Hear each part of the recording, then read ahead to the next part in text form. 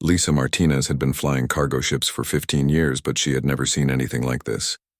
The Aurora's Dream dropped out of hyperspace at the edge of the New Haven system, and immediately her sensors started screaming warnings. Where there should have been the busy chatter of 50,000 colonists going about their daily lives, there was only silence. She leaned forward in her pilot seat and stared at the display screens. New Haven had been humanity's most successful farming colony. The planet grew special grain that could feed entire star systems. Every 3 months, Lisa came here to pick up shipments bound for Earth and the other human worlds. The colonists always greeted her with warm smiles and fresh-baked bread. Now the planet looked wrong. The green fields that should have covered most of the northern continent were gone. In their place, Lisa saw only black ash and twisted metal. The orbital space station that processed the grain shipments was a broken shell floating in pieces. Even the 3 small moons that orbited New Haven showed scorch marks from weapons fire. Lisa's hand shook as she activated her long-range scanners. The results made her stomach turn. No life signs anywhere on the planet. No energy signatures from the cities. No communication signals. Nothing but the cold readings of a dead world. She ran the scans 3 more times, hoping for different results. Each scan confirmed the same terrible truth. She guided her ship into orbit around New Haven, looking for any survivors. As she got closer, the full scope of the destruction became clear. The capital city of Haven's Rest had been completely vaporized. Where once stood homes, schools, and markets, there was now only a crater 5 miles wide. The smaller farming towns had been burned to nothing. Even the forests had been reduced to ash. Then she found the signature. Burned into the largest continent in letters 50 miles tall were symbols that made Lisa's blood run cold. She had seen those symbols before in Federation intelligence briefings. They belonged to the Kethtar Empire, a species known for their hatred of other races and their belief that only they deserved to exist in the galaxy. Lisa immediately sent an emergency message to Earth. Her voice cracked as she spoke into the recorder. "This is Captain Lisa Martinez of the Aurora's Dream. New Haven colony has been completely destroyed. All 50,000 colonists are dead. Evidence points to the Kethtar Empire as responsible. I am returning to Earth immediately with full sensor logs. The journey back to Earth took 3 days. During that time, news of the massacre spread across human space and then to the entire galaxy. The Galactic Federation called emergency sessions. Species from across known space expressed shock and dismay. But Lisa could tell that most of them were not really surprised. Humans were newcomers to galactic politics. They were farmers and traders, not warriors. In the eyes of many species, they were weak. When Lisa reached Earth, she was immediately brought to meet with President Catherine Brooks. The president was a small woman with gray hair and kind eyes, but as she listened to Lisa's report, those eyes grew hard as steel. Behind the president stood Admiral John Kane, the head of Earth's military forces. Most people thought his job was just for show since humans had been peaceful for over a century. President Brooks asked Lisa to tell her everything she had seen. Lisa described the crater where Haven's Rest used to be. She talked about the farms turned to ash and the broken space station. She showed them the energy readings that proved the Kethtar had used planet-killing weapons on defenseless civilians. When she finished, the room was silent for a long time. The next day, the Federation held its emergency session. Lisa watched from Earth as species after species stood up to condemn the attack. They used words like terrible and unfortunate and unacceptable, but when it came time to decide on action, they chose sanctions, economic penalties, strongly worded letters. The Kethtar ambassador simply laughed and said that humans had been polluting that sector of space with their presence. President Brooks watched the Federation proceedings with a face that showed no emotion. When the session ended with nothing but promises to study the situation further, she stood up and walked out of the communication chamber. Admiral Kane followed her. Lisa had been asked to stay for debriefing, so she saw what happened next. The president and the admiral took an elevator down into the depths of the Earth Defense Command building. Lisa had never been that far underground. The elevator went down for what felt like forever, passing level after level of facilities she did not know existed. Finally, they stopped at a level marked only with the symbol for Omega. The doors opened to reveal a massive command center filled with screens and computers, but everything was dark and covered in dust. Admiral Kane walked to a control panel and placed his hand on a scanner. Red lights began flashing as systems that had been sleeping for over a century slowly came to life. The screens lit up one by one, showing star maps and ship designs that Lisa had never seen before. Admiral Kane turned to face them, and Lisa saw that his whole manner had changed. Gone was the quiet, polite officer she had met upstairs.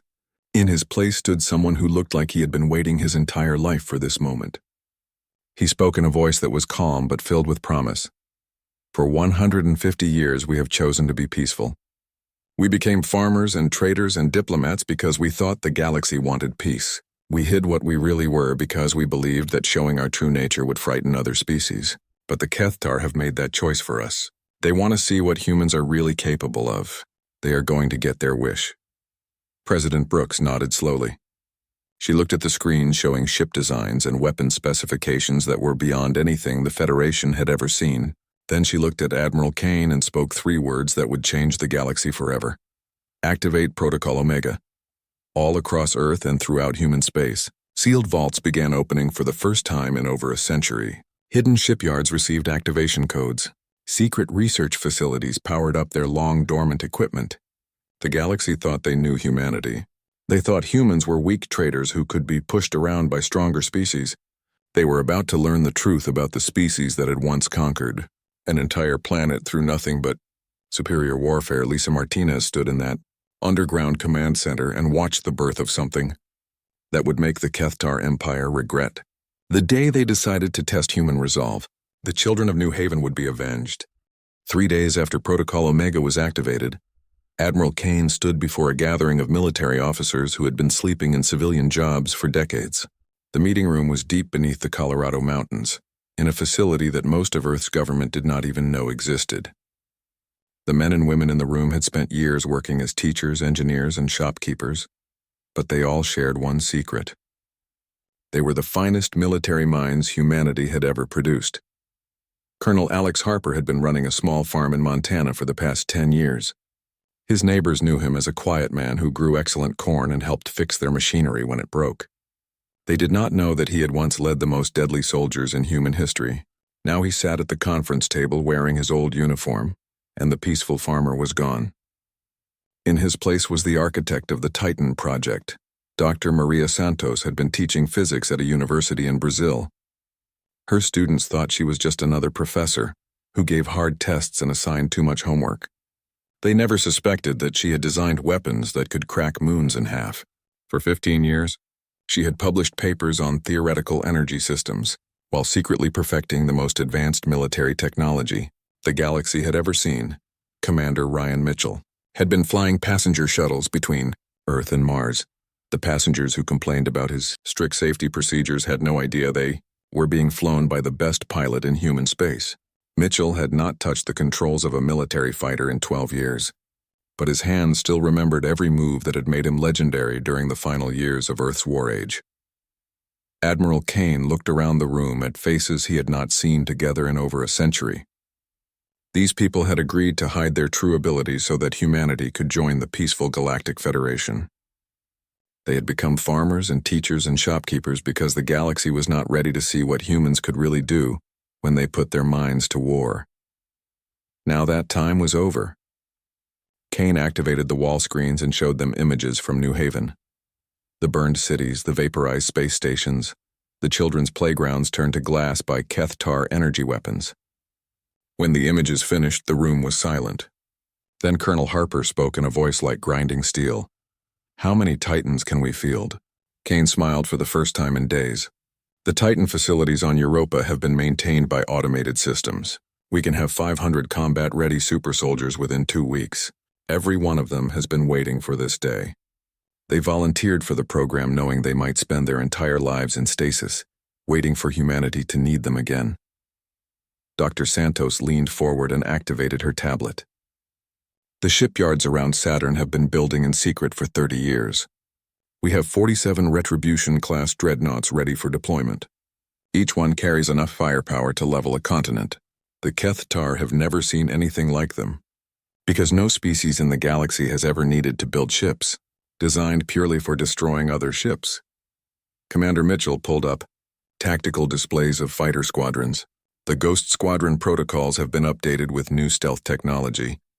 We can phase our ships through enemy shields using quantum displacement. The Kethtar will be shooting at targets that are not really where they appear to be. Their weapons will pass right through our fighters while we tear their fleets apart from the inside. Kane nodded as each officer reported the readiness of forces that the galaxy did not know existed. Humanity had learned hard lessons during their 1,000 years of planetary warfare. They had perfected the art of killing their own kind, and those lessons had prepared them to be very good at killing anyone else who threatened them. The Federation thought humans were peaceful because they chose to be peaceful, not because they had to be. While the military officers planned their response, news of Earth's mobilization began to spread across the galaxy. Federation intelligence agencies detected massive energy buildups in human space. Ships were moving that had never been seen before. Weapons platforms were coming online that did not appear in any known databases.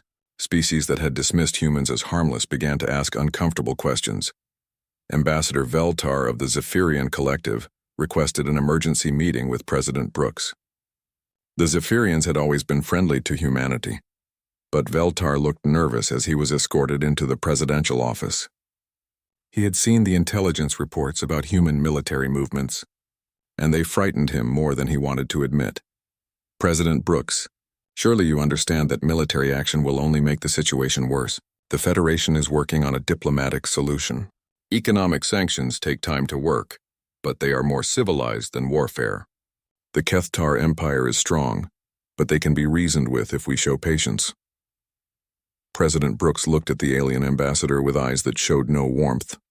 Ambassador Veltar, 50,000 human children are dead. Their parents are dead. Their teachers and doctors and shopkeepers are all dead. The Kethtar did not kill them in battle. They murdered them while they slept in their beds. You want to talk about being civilized? There is nothing civilized about genocide. The ambassador tried again. But President Brooks, you must understand the consequences of military action. If humans attack the Kethtar Empire, other species will see you as aggressors. The Federation depends on peace between its members. War will destabilize everything we have built together. Brooks stood up and walked to the window that looked out over the lights of Geneva. For 150 years, we have been model Federation citizens. We traded fairly, we shared our technology, we mediated disputes between other species.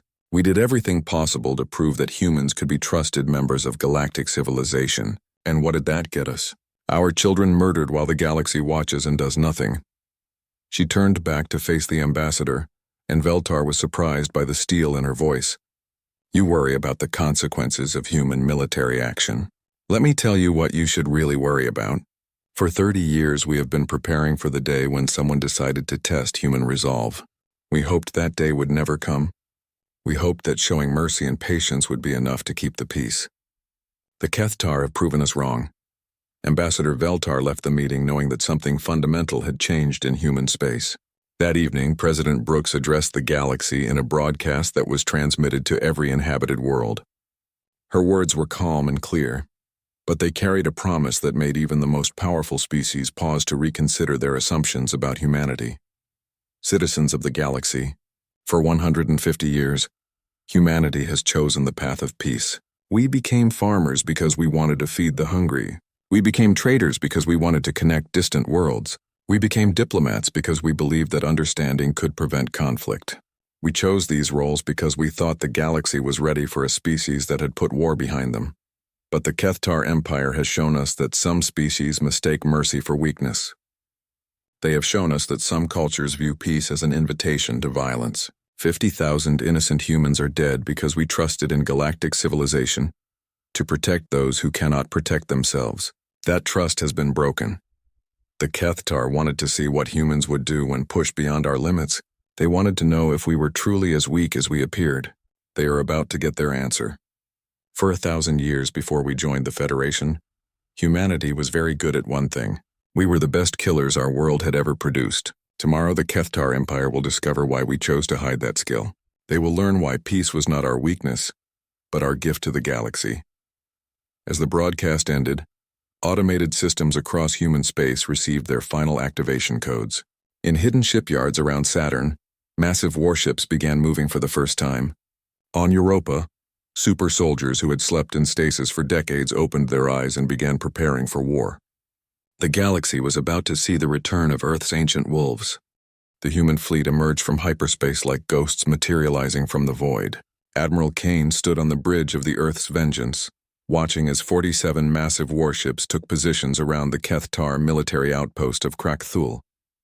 The fortress world had never fallen to enemy attack in over 2,000 years. The Kethtar considered it unbreakable. They were about to learn how wrong they were. Kane studied the tactical displays showing the enemy positions. 3 orbital defense platforms surrounded the planet, each one bristling with enough firepower to destroy a small moon. The Kethtar fleet consisted of over 200 ships, including their massive command dreadnoughts that had conquered dozens of worlds. The numbers should have favored the defenders. The Kethtar had more ships, stronger fortifications, and the advantage of fighting from prepared positions. But they had never faced an enemy that had spent 1,000 years perfecting the art of warfare. Human military doctrine was not based on brute force. It was based on intelligence, coordination, and the ruthless exploitation of enemy weaknesses. The Kethtar commander tried to negotiate.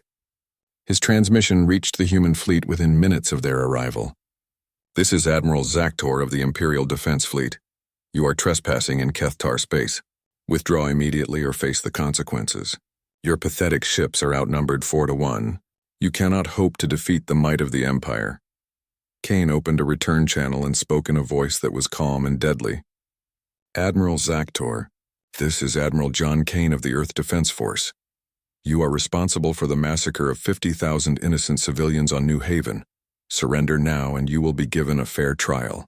Resist and you will discover why humans were once called the persistence predators of the stars." The Kethtar response was immediate. Energy beams lanced out from the defense platforms, targeting the human ships. The aliens expected to see the human fleet scatter or retreat. Instead, they watched in amazement as the human ships simply disappeared. One moment they were there, the next they were gone, leaving only empty space where massive warships had been floating. Commander Ryan Mitchell led Ghost Squadron through the first phase of the attack. His fighters used quantum displacement technology to phase through the Kethtar shields as if they were not there. The alien gunners found themselves shooting at targets that flickered in and out of existence. Their weapons passed harmlessly through ships that appeared solid, but were actually existing in a slightly different dimension. Mitchell's fighters struck the orbital platforms from within their own shields. The Kethtar had never encountered enemies who could simply ignore their defenses. Explosions began tearing through the supposedly impregnable fortresses as human weapons found their targets. The first platform broke apart in a shower of metal and fire, its pieces raining down on the planet below. While the fighters destroyed the orbital defenses, the human capital ships reappeared and began their attack on the Kethtar fleet. The aliens quickly discovered that human warships did not fight like anything they had ever encountered. Instead of standing in formation and trading shots, the human ships moved like a pack of wolves, coordinating their attacks with perfect precision. Admiral Kane watched his battle plan unfold with grim satisfaction. Human military tactics were based on lessons learned during Earth's bloodiest wars. They had perfected strategies for defeating larger, stronger enemies by being faster, smarter, and more ruthless. The Kethtar fought like warriors. Humans fought like killers. The first Kethtar command ship tried to retreat when it became clear that the battle was turning against them. Kane gave a simple order to his weapons officer: "Demonstrate our kinetic capabilities." A single projectile launched from the Earth's vengeance. Traveling at a significant fraction of light speed, it struck the fleeing dreadnought and vaporized it instantly, along with the 1,000 crew members aboard. The destruction of their flagship broke the Kethtar formation. Ships began breaking away from the main fleet, trying to escape to hyperspace. But the humans had planned for this. Human ships had positioned themselves at every escape route, cutting off any possibility of retreat. The alien fleet found itself trapped in a cage of steel and fire. As the space battle raged above, Colonel Alex Harper led the first Titan assault on the planet's surface. The Titans were humanity's super soldiers, enhanced with modifications that made them living weapons. They had volunteered for the program decades ago, knowing they might spend their entire lives in stasis waiting for this moment. Now they were finally awake and they were very angry. The Titan drop pods screamed through Krakthul's atmosphere like falling stars. Each pod carried 10 soldiers who had been enhanced beyond normal human limits. Stronger bones, faster reflexes, improved healing, and neural implants that let them share information instantly with their squad mates. They landed in the middle of the planet's heaviest defenses and immediately began tearing them apart. The Kethtar ground forces had never faced anything like the Titans. The super soldiers moved through the alien defenses like a force of nature, adapting to every challenge with terrifying efficiency. Walls that should have stopped armies crumbled under Titan assault weapons. Bunkers that should have been impregnable became death traps for their defenders. Colonel Harper led his squad through the underground command complex, hunting for the officers responsible for ordering the New Haven massacre. The Titans did not kill indiscriminately. They had specific targets, and they pursued those targets with the patience and determination that had made humans the apex predators of their home world. Above the planet, the space battle was entering its final phase. The Kethtar fleet had been reduced to scattered groups of ships trying desperately to survive. Admiral Kane decided it was time to send a message that would be heard across the galaxy. He ordered the deployment of humanity's most terrifying weapon. The planet crackers were kinetic weapons designed to split moons and asteroids. Kane targeted the 3 small moons that orbited Krakthul. The weapon struck with the force of nuclear explosions, cracking each moon in half. Billions of tons of rock and metal began falling toward the planet in a display that could be seen from 3 star systems away. The message was clear. If humans could crack moons for target practice, what could they do to planets that harbored war criminals? The surviving Kethtar ships stopped fighting and began broadcasting surrender signals. Their commanders had finally understood that they were not facing traitors or farmers. They were facing the children of a world that had perfected warfare through centuries of practice. Admiral Kane opened a channel to every ship in the system, broadcasting on all frequencies so that his words would be recorded and transmitted across the galaxy. This is Admiral John Kane of the Earth Defense Force speaking to every Kethtar military unit in this system and beyond. You wanted to see humans extinct. Instead, you have awakened something your empire cannot comprehend. We are not farmers. We are not diplomats. We are the children of a world that spent millennia perfecting the art of killing our own kind.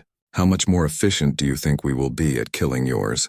You have 6 hours to surrender all military assets in this system. After that, we will demonstrate why mercy was a choice we made, not a weakness you could exploit. As Kane's message spread across Kethtar space, panic began to set in. For the first time in their history, the empire that had conquered dozens of worlds was forced to confront an enemy that fought with the cold efficiency of professional killers. The humans had taken Krakthul in 6 hours. The fortress world that had never fallen was now a human prize, and the galaxy was starting to understand that everything they thought they knew about humanity had been wrong. The emergency session of the Galactic Federation was unlike anything in the organization's history. Representatives from 200 species sat in stunned silence as they watched footage from the Battle of Krakthul. The fortress world that had stood unconquered for 2 millennia had fallen to human forces in less than 6 hours. The implications terrified them. Chancellor Nexrim of the Altarian Council called for order, but his voice shook as he spoke.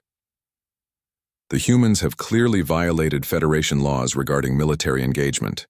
They have attacked a sovereign world without authorization from this body.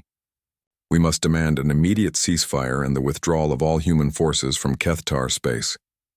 President Catherine Brooks sat calmly in the human delegation area, flanked by Ambassador Victoria Price and General Patricia Lee. When called upon to respond, Brooks stood slowly and looked around the chamber at representatives who had once dismissed humans as harmless farmers. Her voice carried clearly to every corner of the vast hall. Chancellor Nexrim speaks of Federation law. Where was Federation law when 50,000 human civilians were murdered in their sleep? Where was this body's concern for sovereignty when the Kethtar Empire decided that humans did not deserve to exist? You offer us the same empty words you gave us after New Haven. We reject them. The Kethtar delegation, led by Empress Thekra herself, stood to respond. The humans are acting like barbarians. They refuse to negotiate. They ignore diplomatic protocol. Their weapons are designed for destruction, not defense. They are a threat to galactic civilization and must be stopped before they destabilize the entire sector. Brooks turned to face the Kethtar Empress directly. You speak of civilization after committing genocide. You call us barbarians after burning children alive in their homes. The time for negotiation ended when your ships reduced New Haven to ash. You wanted to test human resolve. Congratulations. You have succeeded beyond your wildest imagination. As the Federation argued, the human war machine continued its advance through Kethtar space. Admiral Kane's fleet had been reinforced with additional ships from the hidden yards around Saturn. Dr. Maria Santos had arrived aboard the Science vessel New Horizons, bringing with her weapons that made the galaxy's scientists question everything they thought they knew about physics. Captain Lisa Martinez had been given command of her own ship, the Remembrance, named for the children of New Haven. Her mission was different from the military vessels. While the warships destroyed Kethtar defenses, Martinez led evacuation efforts to save civilian populations. The humans were proving that their anger was precise, not random. On the Kethtar colony world of Velcon, Martinez's teams worked alongside Titan soldiers to evacuate 3 million civilians before the planet's military installations were destroyed. The aliens were confused by humans who killed their soldiers without mercy, but risked their lives to save alien children. This was not how conquerors were supposed to behave. General Patricia Lee coordinated the evacuation efforts from her command ship. She had spent 30 years studying the military tactics of every known species, preparing for the day when humanity might need to fight a galactic war. Her intelligence networks had identified every military target in Kethtar space, while carefully mapping civilian population centers to avoid. The precision of human military operations frightened the galaxy almost as much as their overwhelming firepower. Every strike hit exactly what it was supposed to hit. Military bases were reduced to rubble, while nearby hospitals remained untouched. Weapons factories were vaporized while schools in the same cities suffered no damage. The humans fought like surgeons, not butchers. Dr. Santos demonstrated humanity's most advanced technology during the siege of the military research station at Kolveth. The station was protected by shields that the Kethtar claimed were impenetrable. Santos activated a gravity manipulation device that simply moved the entire station into a different orbit, shield and all. The defenders found themselves floating, helpless in space, their defenses intact but completely useless. News of human capabilities spread throughout the galaxy, faster than the human fleet could advance. Species that had never heard of Earth began asking their military advisors uncomfortable questions about their own defensive preparations. The Zephyrian Collective quietly began reinforcing their border systems. The Mantari Republic canceled a planned expansion into contested space. As human forces approached the outer defenses of Kethvar Prime, the Empire's homeworld, Empress Thekra made one final attempt at negotiation. She sent a message directly to Admiral Kane, bypassing the Federation entirely. Admiral Kane, surely we can find a peaceful solution to this conflict. The Kethtar Empire is willing to pay reparations for the regrettable incident at New Haven. Kane's response was broadcast to every world in the Empire. Empress Thekra, you call the murder of 50,000 civilians a regrettable incident. You offer to pay money for the lives of children. There is no amount of wealth that can balance the scales of justice. You will surrender your war criminals for trial, or we will come and take them. Those are your only options. The Kethtar military made their final stand at their homeworld, deploying every ship in their remaining fleet and activating planetary defense systems that had protected the world for over 1,000 years. The battle that followed would be remembered as the 6-Hour War. The amount of time it took for humanity to completely neutralize an empire that had dominated its region of space for millennia. Colonel Harper led the Titan assault on the Imperial Palace while Admiral Kane's fleet systematically destroyed the orbital defenses. The super soldiers moved through the palace corridors with perfect discipline, capturing war criminals while protecting servants and civilians. When they reached the throne room, Empress Thekra was waiting with her personal guard. The Empress tried one last desperate gambit, threatening to detonate the palace's power core and take the Titans with her. Harper's response was to activate a stasis field that froze every Kethtar in the room, while leaving the humans unaffected. The technology was so advanced that the aliens did not even realize they had been captured until they found themselves in holding cells aboard human ships. As the Kethtar Empire's last resistance crumbled, the Federation issued a desperate ultimatum demanding immediate human withdrawal from conquered territory. Admiral Kane's response became one of the most famous demonstrations in galactic history. Using stellar engineering technology, he repositioned an entire asteroid belt to spell out the word "no" in letters that could be seen from 3 star systems. The message was unmistakable. Humanity was no longer asking for permission from a federation that had failed to protect human civilians. They had taken justice into their own hands, and they had the power to back up their decisions. The galaxy was facing a new reality, where the species they had dismissed as peaceful farmers had revealed themselves to be the most dangerous military force in known space. President Brooks addressed the Federation one final time as reports of total Kethtar surrender reached the chamber. The war criminals responsible for the New Haven massacre will face trial in human courts. The Kethtar civilian population will be protected and allowed to rebuild their society without the military caste that led them to genocide. The galaxy has seen what happens when humanity's patience is exhausted. We suggest you learn from the Kethtar's mistake. As she left the Federation chamber, the representatives of 200 species sat in stunned silence. The humans had just destroyed a 1,000-year-old empire in less than a month, and they had done it with such precision and efficiency that it became clear they had been planning for such a war for decades. The galaxy would never look at humanity the same way again. 1 year after the destruction of New Haven, the galaxy had become a very different place. The Kethtar Empire no longer existed as a political entity. Its former territory was now administered by the Human Peacekeeping Authority, led by General Patricia Lee from her headquarters on the former imperial capital. The transformation had been swift and complete. Captain Lisa Martinez stood on the observation deck of the orbital station above New Kethvar, watching as construction crews built schools and hospitals on the world that had once been the center of a genocidal empire. The former Kethtar civilians had been shocked to discover that their human occupiers were more interested in education and healthcare than military control. The trials of Kethtar war criminals had been completed 6 months earlier. The proceedings had been broadcast across the galaxy, showing every species exactly how humans defined justice. The trials were fair, thorough, and absolutely implacable. Those responsible for ordering the New Haven massacre faced execution. Those who had simply followed orders faced prison terms and rehabilitation programs. Dr. Maria Santos had established research stations throughout former Kethtar space. But these facilities focused on defensive technologies and medical advances rather than weapons development. The galaxy had seen enough of what human weapons could do. Now they were seeing what human science could accomplish when directed toward healing rather than killing. Colonel Alex Harper had accepted the most challenging assignment of his career.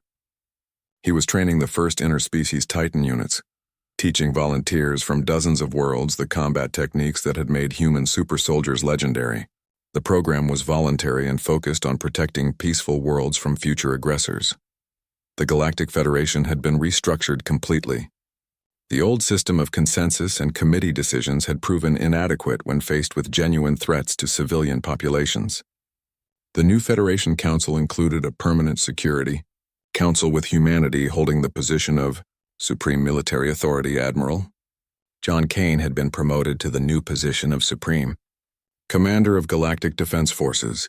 From his command center on Earth, he oversaw military units from 40 different species, all trained according to human tactical doctrines.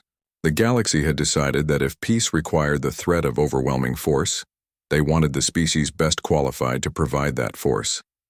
The transformation was not limited to military matters. Human agricultural techniques were spreading throughout former Kethtar worlds, turning planets that had been strip-mined for military resources into productive farming colonies. The grain that had once grown on New Haven now grew on a dozen worlds, feeding populations that had never known food. Security. President Catherine Brooks addressed the reformed Federation Council. From the new headquarters on Earth, the old building on Altair Prime had been abandoned, after member species voted to relocate the galactic government to the world that had demonstrated the will and ability to enforce galactic law. Representatives of the galaxy, 1 year ago, 50,000 human civilians were murdered while this body debated the proper diplomatic response to genocide. Today we gather in a galaxy where such debates are no longer necessary. Every world in Federation space now knows that acts of genocide will be met with immediate and overwhelming response. Some of you have asked whether humanity seeks to rule the galaxy through fear. The answer is no. We seek to protect the galaxy through strength. There is a difference between ruling through fear and maintaining peace through the promise of justice. Every peaceful world in this chamber is now safer, because potential aggressors know that genocide has consequences. Ambassador Veltar of the Zephyrian Collective stood to address the assembly. He had been one of the few alien diplomats to support human actions from the beginning, and his people had been among the first to volunteer for the new interspecies defense programs. President Brooks, the Zephyrian Collective wishes to formally thank humanity for demonstrating that peaceful species need not fear aggressive neighbors. Our world sleeps safely because you chose justice over convenience. Similar statements came from representatives of dozens of worlds. Species that had once lived in fear of stronger neighbors now contributed to Federation defense forces, with confidence that their investments would actually protect them. The galaxy had learned that there was a difference between maintaining military forces for show and maintaining them for use. On the former Kethtar homeworld, now renamed Freedom Prime, a massive memorial had been constructed. The monument honored not only the victims of New Haven, but all civilians who had died in wars of aggression throughout galactic history. The inscription was written in every known language, but the message was simple and clear. The memorial ceremony was attended by representatives of every known species. Former enemies stood together as Admiral Kane delivered the dedication speech. This monument stands as a promise from humanity to the galaxy. Never again will genocide be met with empty words and meaningless sanctions. Never again will peaceful worlds burn while bureaucrats debate the proper response to murder.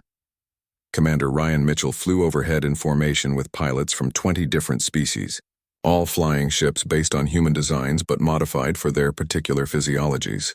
The Ghost Squadron had become the template for elite units throughout the galaxy, and Mitchell had personally trained most of their commanders. As the ceremony concluded, Captain Martinez activated the memorial's eternal flame using soil from New Haven that had been carefully preserved. The flame would burn forever, powered by the same fusion technology that had once powered human weapons of war. It was a reminder that the same power that could destroy worlds could also preserve memory and ensure justice. In the months that followed, the new galactic order settled into a rhythm that surprised even human planners. Trade flourished between worlds that no longer feared their neighbors. Scientific cooperation increased as species shared knowledge without worrying about military applications. Art and culture spread through space lanes that were now guaranteed safe by overwhelming force. The phrase human patience had entered the galactic vocabulary as a synonym for controlled apocalypse. Aggressive species learned to think twice before threatening their neighbors, knowing that humanity was watching and would respond to any violation of civilian rights with precise and devastating force. Dr. Santos published her final report on the transformation of Kethtar space, noting that former military worlds were now producing more food and manufactured goods than they ever had during the Empire. Peace, it turned out, was far more productive than conquest.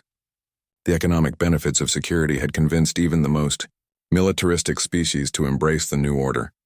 President Brooks concluded her final address to the Federation with words that would be remembered for centuries. The children of New Haven died because the galaxy believed that mercy was weakness, and patience was an invitation to violence. Their sacrifice taught us that sometimes the greatest mercy is the promise of justice. Sometimes the greatest peace comes from the certainty of war.